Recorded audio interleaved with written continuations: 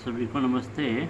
BSc part third में ऊष्मागतिकी के नियम अपना अध्याय चल रहा है। इस अध्याय में पिछली कक्षा में हमने कार्नोट इंजन और कार्नोट की प्रमेय के बारे में पढ़ा था। आज हमारा टॉपिक जो है वो परम ताप पैमाना रहेगा, जिसे ऊष्मागतिकी ताप का पैमाना भी कहते हैं। इस ताप पैमाने की परिभाषा, इसके लिए डेरिवेशन और इसके दो अनुप्रयोग हैं, उनके बारे में आज हम चर्चा करेंगे। बिल्कुल थ्योरी का मैटर है, डेरिवेशन न के बराबर है और आसान भाषा है। तो अपन चलते हैं परम ताप पैमाने पे। परम ताप पैमाना वह पैमाना है जो कार्यकारी पदार्थ की प्रकृति और इसके किसी तापीय गुण पर निर्भर नहीं करता है। यह पैमाना जो है वो कार्नोट की प्रमेय के अनुसार कार्य करता है।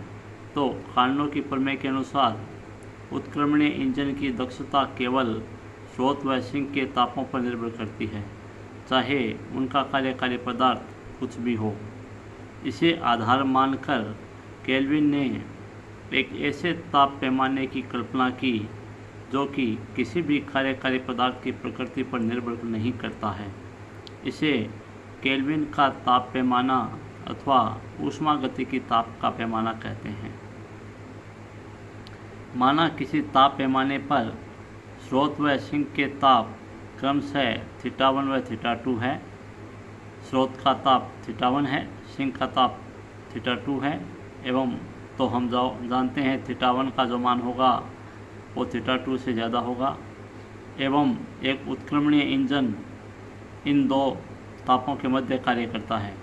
यदि यह इंजन स्रोत से Q1 ऊष्मा लेता है और सिंक को Q2 ऊष्मा देता है, तो कार्नोट की प्रमेय के अनुसार इस इंजन की दक्षता केवल θ1 और θ2 तापों पर निर्भर करती है, अर्थात नीटा = 1 - Q2/Q1। फॉर्मूला जाना पहचाना फॉर्मूला है।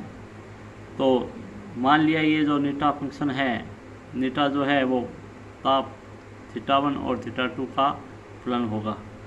तो यहाँ यदि हम Q1 और Q2 का अनुपात ज्ञात करें तो इसका अनुपात सीधा 1/1 - फंक्शन ऑफ θ1 θ2 आ जाएगा।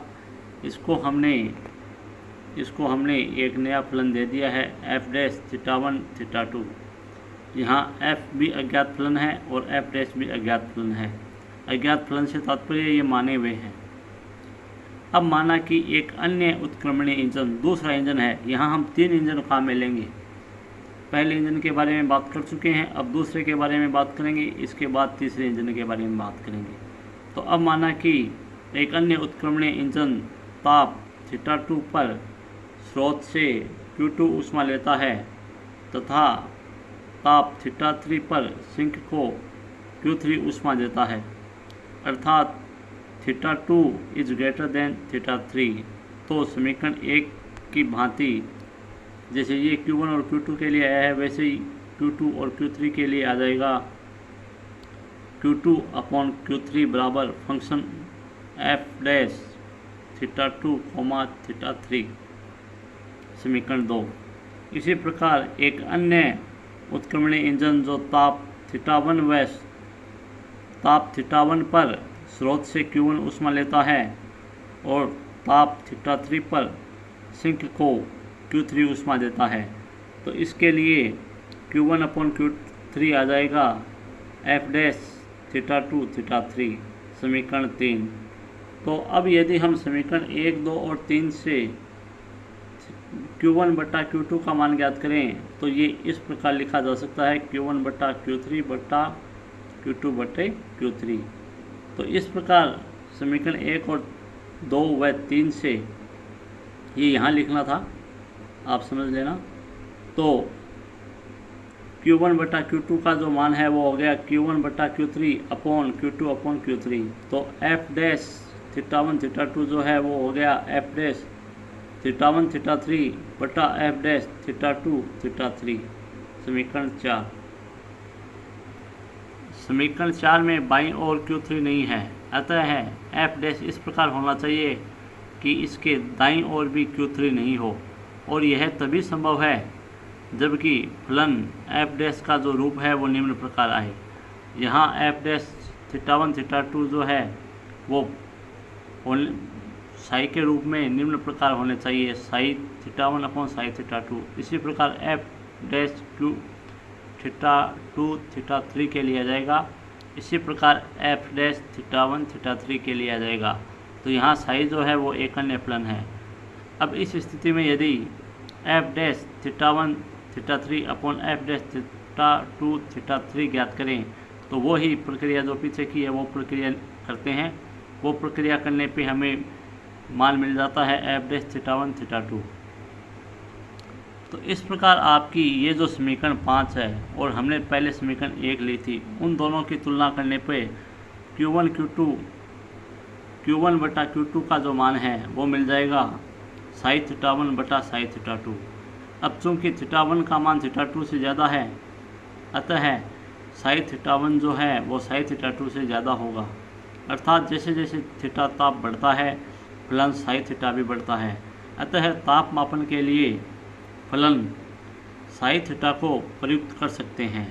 अब यदि साई थीटा को हम टोय से व्यक्त करें, टोय एक नया ताप पैमाना है, तो Q1 बटा Q2 का जो मान होगा वो टोय 1 अपॉन टोय 2 मिल जाएगा। इसे हमने समीकरण 6 दे दिया है। अतः केल्विन के परम ताप मापक्रम के अनुसार परम ताप पैमाने पर नापे गए किन्हीं दो तापों की जो निष्पत्ति है वो उन तापों के बीच कार्यरत उत्क्रमणीय इंजन द्वारा ली गई ऊष्मा तथा दी गई ऊष्मा की निष्पत्ति के बराबर होती है। यह निष्पत्ति कार्यकारी पदार्थ की प्रकृति पर निर्भर नहीं करती है। इस प्रकार आपका जो समीकरण 6 है, ये इस समीकरण 6 को हम इस प्रकार भी लिख सकते हैं और इसको हल करने पे लिख सकते हैं आराम से, कोई दिक्कत नहीं है। इसको इस रूप में लिख लिया, इसको इस रूप में लिख लिया, और Q1 माइनस Q2 जो होता है वो किया गया कार्य होता है उसको W लिख दिया है। तो W बटा Q1 बराबर toy 1 minus toy 2 upon toy 1 हो गया समीकरण 7।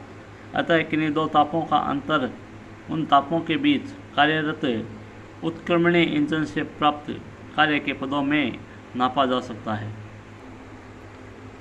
अब आपका नेक्स्ट इसका अनुप्रयोग है परम ताप पैमाने का शून्य। तो समीकरण 6 के अनुसार उत्क्रमणीय इंजन की जो दक्षता है वो आपको प्राप्त हुई है नीटा बराबर 1 माइनस Q2 अपॉन Q1 बराबर 1 माइनस टोय 2 अपॉन टोय 1।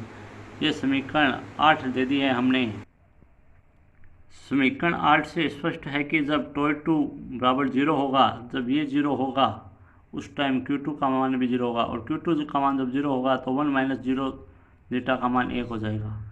अतः परम ताप पैमाने का जो शून्य है वो सिंक का वह ताप है जिस पर उत्क्रमणीय इंजन की दक्षता 1 या 100% हो सकती है, अर्थात इंजन द्वारा संपूर्ण ऊष्मा को कार्य में बदल दिया जाता है तथा सिंक पर कुछ भी ऊष्मा निष्कासित नहीं होती है। इस ताप को परम शून्य ताप कहते हैं। परम ताप पैमाने पर परम शून्य ही न्यूनतम संभव ताप है। इस पैमाने पर ऋणात्मक ताप संभव नहीं है। इसके लिए माना कि उत्क्रमणीय इंजन ताप जो है वो माइनस के टोय 2 ताप पर सिंक को Q2 ऊष्मा प्रदान करता है, तो इसकी जो दक्षता आ जाएगी वो दक्षता नीटा बराबर W अपॉन Q1 हो गया।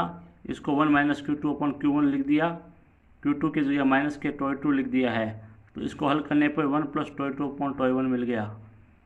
अर्थात इस समीकरण के अनुसार नीटा का जो मान है वो 1 से ज़्यादा होगा। नीटा का मान 1 से ज़्यादा होने का मतलब है किया गया कार्य जो है वो Q1 से ज़्यादा हो गया। अर्थात इस दशा में उत्क्रमणीय इंजन स्रोत से जितनी ऊष्मा अवशोषित करता है इंजन उससे अधिक कार्य करता है, जो कि संभव नहीं है। अतः परम ताप पैमाने पर ऋणात्मक ताप जो है वो संभव नहीं हो सकता। इसका दूसरा अनुप्रयोग है परम ताप पैमाने पर डिग्री का आकार। सेल्सियस पैमाने की भांति इस पैमाने पर भी डिग्री का जो आकार है उसे निश्चित करने के लिए हम दो बिंदु लेते हैं। पहला बिंदु भाप बिंदु है टोय एस स्ट्रीम का, और दूसरा बिंदु हिमांक बिंदु है टोय आई आइस पॉइंट, और इन दोनों के बीच 100 डिग्री का अंतर रखते हैं। सामान्य सी बात है, 100 डिग्री का अंतर रखा जाता है, अर्थात टॉय एस माइनस टॉय आई जो है वो 100 केल्विन डिग्री हो गया। अब यदि भाप बिंदु टॉय एस तथा किसी अन्य ताप टॉय पर कार्यरत उत्क्रमणीय इंजन ताप टॉय एस व पर क्यू एस ऊष्मा अवशोषित करता है एवं ताप टॉय पर क्यू ऊष्मा निष्कासित करता है, तो क्यू एस अपॉन क्यू का जो मान है वो टॉय एस अपॉन टॉय मिल गया है। इसी प्रकार एक अन्य उत्क्रमणीय इंजन लेते हैं जो ताप टॉय पर Q1 ऊष्मा लेता है और हिमांक टॉय आई पर QI ऊष्मा देता है, तो यहाँ आपका QI अपॉन Q बराबर टॉय आई अपॉन टॉय मिल गया। समीकरण 9 और 10 मिल गई है। यहाँ अपने जो ये बिंदु लिए हैं टॉय एस और टॉय आई, इन दोनों के बीच एक अन्य ताप मान लिया है टॉय, और TS और टॉय के मध्य एक ऊष्मीय इंजन कार्य कर रहा है और टॉय व टॉय आई के मध्य दूसरा ऊष्मीय इंजन कार्य कर रहा है, और इन दोनों ऊष्मीय इंजनों से हमें ये दो समीकरणें प्राप्त हो गई है, समीकरण 9 और समीकरण 10। तो समीकरण 9 और 10 से यदि हम 9 में से 10 को घटा देते हैं और घटाकर लय से ले लेते हैं तो Q S minus Q I upon Q का जो मान है वो टॉय एस माइनस टॉय अपॉन टॉय मिल जाएगा। अब टॉय एस माइनस टॉय हमने माना है कि 100 का अंतर रखते हैं ऊपर, तो ये मान रख दिया है। इसका मान रखते ही टॉय का मान आ गया Q upon Q S minus Q I बटा Q upon Q S minus Q I गुणा 100, समीकरण 11।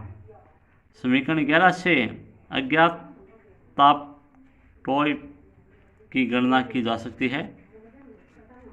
केल्विन पैमाने पर ताप को के अक्षर द्वारा व्यक्त करते हैं, अतः 1 केल्विन स्रोत व सिंक का वह तापांतर है जिसके बीच कार्य कर रहे उत्क्रमणीय इंजन से भाप बिंदु व हिमांक के बीच कार्यरत उत्क्रमणीय इंजन से प्राप्त कार्य का 100वां भाग प्राप्त होता है। नेक्स्ट अपना जो टॉपिक है वो है परम ताप पैमाना और आदर्श गैस पैमाने की तुल्यता या समतुल्यता, दोनों के बीच की तुल्यता बतानी है। तो माना आदर्श गैस पैमाने पर स्रोत व सिंक के जो ताप है वो T1 और T2 है, जाहिर है T1 का मान T2 से ज़्यादा होगा, तथा इनके मध्य कार्यरत उत्क्रमणीय इंजन स्रोत जो है उत्क्रमणीय इंजन जो है वो स्रोत से Q1 ऊष्मा लेता है और सिंक को Q2 ऊष्मा देता है। इस प्रकार कार्नो इंजन की जो दक्षता है वो हो गई निट्टा बराबर 1 माइनस Q2 अपॉन Q1, और ये मान रख दिया। इसका तो फॉर्मूला पहले भी आया हुआ है। अब यदि इन्हीं स्रोत व सिंक के ताप परम ताप पैमाने पे टॉय 1 व टॉय 2 हो तो Q2 अपॉन Q1 का जो मान है वो हो जाएगा टॉय 2 अपॉन टॉय 1।